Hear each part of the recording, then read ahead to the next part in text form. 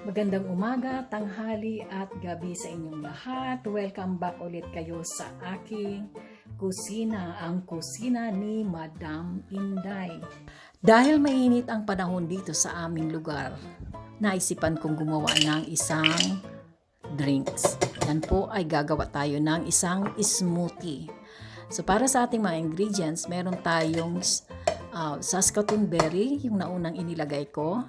Isinunod ko yung strawberry at susundan natin yan ng mango puree. So kung makikita nyo, meron akong hinalo na hindi fresh kagaya ng mango puree kasi dito yung mango maasim. Bihira kami makakuha ng magandang klaseng mango. So yan, palalagyan natin siya ng tubig. Siyempre para malus yung ating mga kasi mga frozen nga siya, mawala yung pagkaka-frozen niya. Baka mahirapan yung blade ng ating blender. At hahaluin po natin and then tatakpan na po at isasalang na natin sa blender. Yung blender po namin ay medyo maingay, malakas masyado ang sounds. So pagpasensyahan nyo na po kung medyo nakakabingi.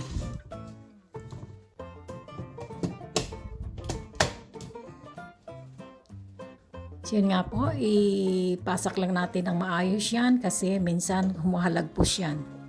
So, ipin nyo lang natin yung pag-blend hanggang sa makita natin na maayos yung doon po.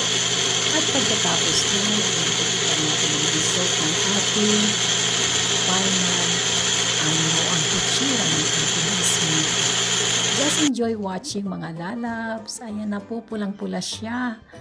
Opo, dahil yan po sa strawberry at saka Saskatoon berry. Thank you po. Enjoy watching po.